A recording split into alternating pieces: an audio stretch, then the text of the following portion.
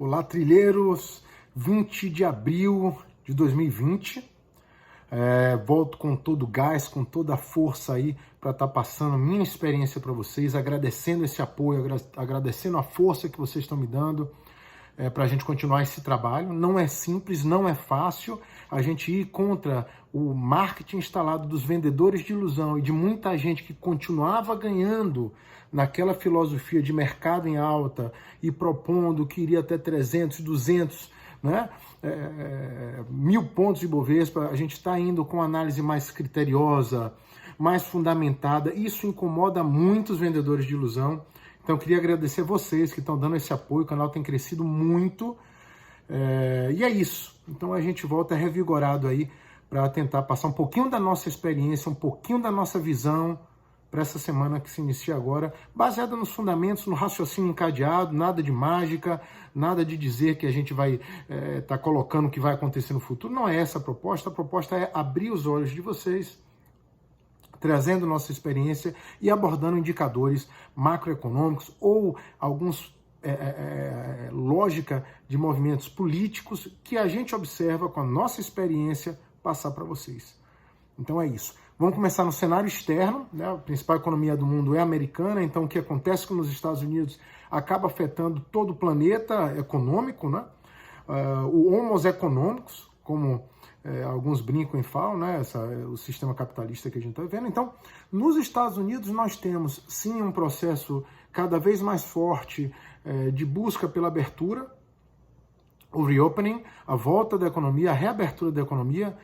Pessoas que, eu acredito também que muitas pessoas que não entendem a gravidade do Covid-19 e que estão sendo acometidas por realmente problemas econômicos. Não é fácil, né? Você ter uma empresa e a empresa está fechada e as contas estarem chegando. Então, muitas dessas pessoas estão indo para as ruas, não só nos Estados Unidos, como aqui também.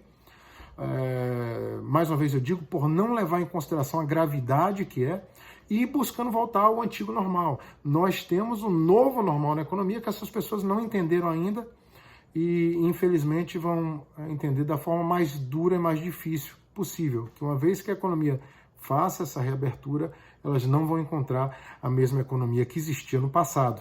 Né? A economia é outra agora, com a demanda bem menor da China, com o mundo acometido por vários lockdowns, quarentena, incertezas políticas, principalmente no cenário nacional. Mas vamos lá, vamos falar aos poucos e aí eu quero projetar um pouquinho o que a gente vê para o índice Bovespa, que muitos de vocês estão aqui pelo mercado de ações, alguns outros para aprender um pouquinho a se reinventar, mas vamos lá.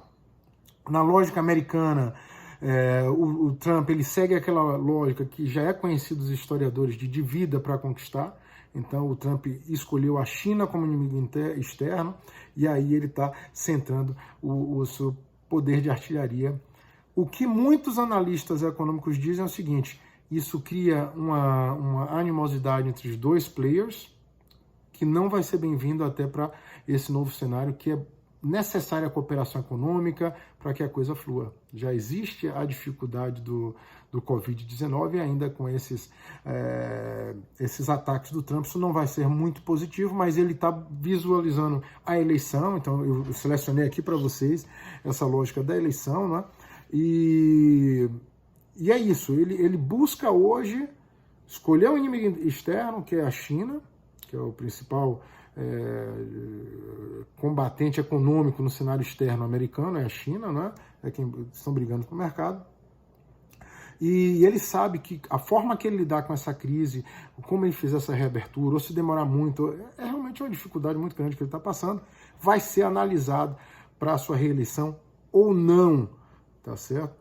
Pela ótica do cenário econômico, ainda falando um pouquinho dos Estados Unidos, o prefeito de Los Angeles diz que a atual crise é pior do que a 2008, isso eu já venho falando para vocês, não é?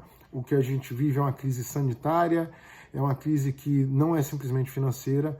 Então daí vem também a minha proposta, que eu venho defendendo nos últimos, minhas projeções, desculpe dizendo, né?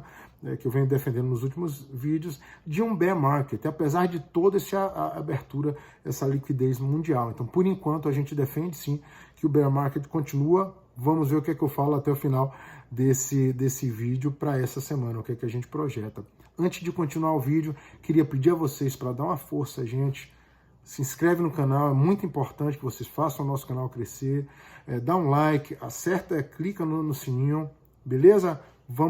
Me ajudem a trazer essa nova proposta, uma proposta diferente aí, incomoda muita gente que já estava acostumado com o método antigo, né?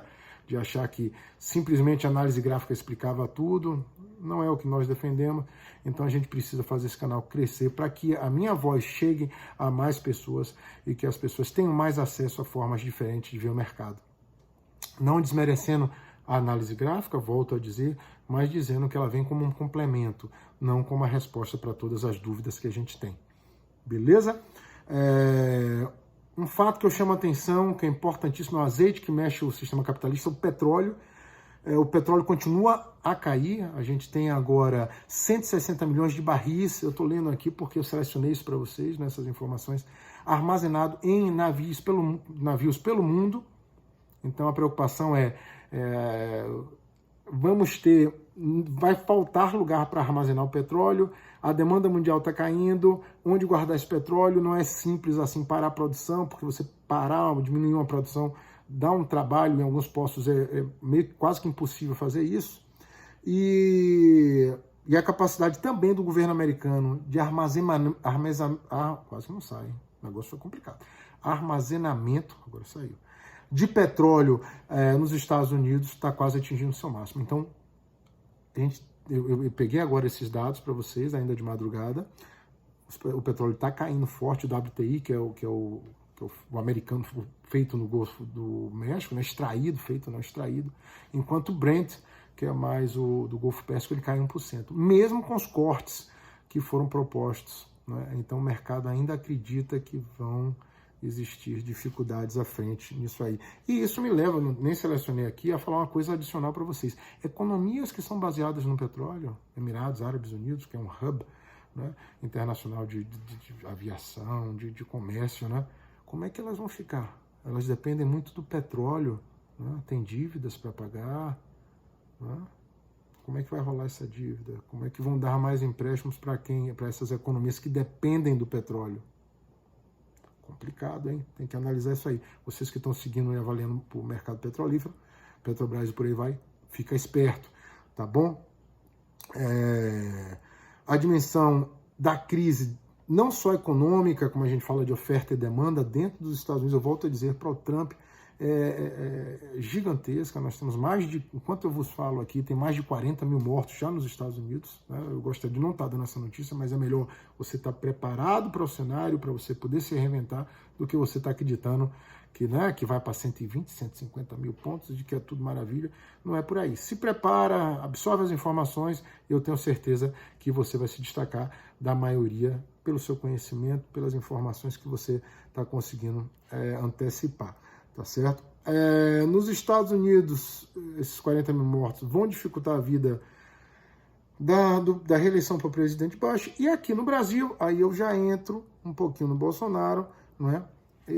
Hoje a gente ouviu o Bolsonaro, eu vi aí através de alguns sites, ele está propondo agora golpe militar. Né? Para bom entendedor, meia palavra basta. A gente não tem o melhor dos congressos, a gente sabe qual é a realidade brasileira, mas a gente precisa sim estar buscando, nesse momento de dificuldades econômicas globais, a gente está tentando apaziguar os ânimos e traçar um caminho para o país.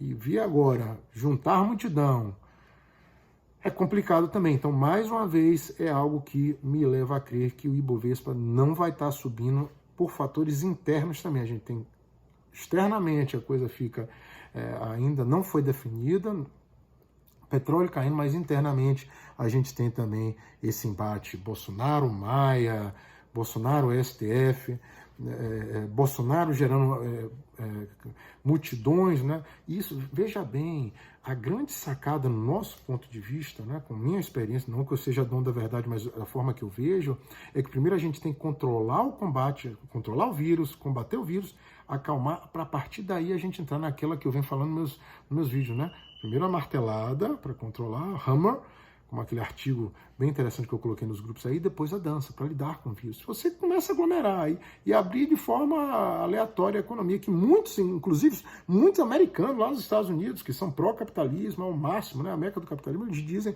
6 em 10 americanos dizem que estão mais preocupados com o Covid, né, e querem que esse ataque do Covid, ou seja, o lockdown, o fechamento, ele aconteça para realmente frear o Covid-19, para depois pensar na economia. E aqui a gente já começa com essa coisa, né, de reabertura, sem realmente ponderar, porque a gente deve primeiro, na minha opinião, controlar o vírus para depois abrir a economia, e aí sim o prejuízo vai ser evitado. Não adianta a gente querer logo correr para... Né? É que nem você está aprendendo sobre o mercado, já querer em uma... Existem alguns cursos que eu acho sensacional, né? Em 2 noites o cara já sai trader. Não é por aí. Leva tempo para você aprender a mesma coisa aqui, né? Leva tempo para a gente controlar o Covid, para só à frente você tá abrindo a economia de modo mais cauteloso e fluindo. O vírus é problemático, a gente tem notícias boas da Europa, onde a Espanha ela desce de 950 mortes para 410 óbitos, ou seja, é ainda muita coisa, diariamente falando, é um vírus contagioso, é algo que tem freado a economia global e não deve ser tratado como se fosse uma gripezinha. Né? Não é isso que os especialistas dizem. Então era isso que eu queria ir pelo lado externo. O lado externo está abrindo a economia, mas a gente ainda tem certeza como vai ser feito isso aí e como é que esse vírus vai estar trabalhando, né? Vai estar operando. E eu ainda tenho meus receios. Isso é uma opinião que eu trago, é apenas minha opinião, mas é algo que eu trago para vocês. Pelo fronte externo das divulgações, nós teremos nessa semana divulgações de resultado de algumas empresas. Goldman Sachs prevê 36, falou na sexta-feira passada, eu gostaria de chamar a atenção para vocês, 36% de queda nas vendas do iPhone. Então ele mesmo coloca que não é o momento de estar comprando ações da Apple. E nesse final de semana, a Neiman Marcus, espero estar falando corretamente, vocês que já foram para os Estados Unidos, por favor, me corrijam. Né? Eu já fui, já morei um ano lá, mas não tenho certeza como se pronuncia isso aí. Não. Mas a Neiman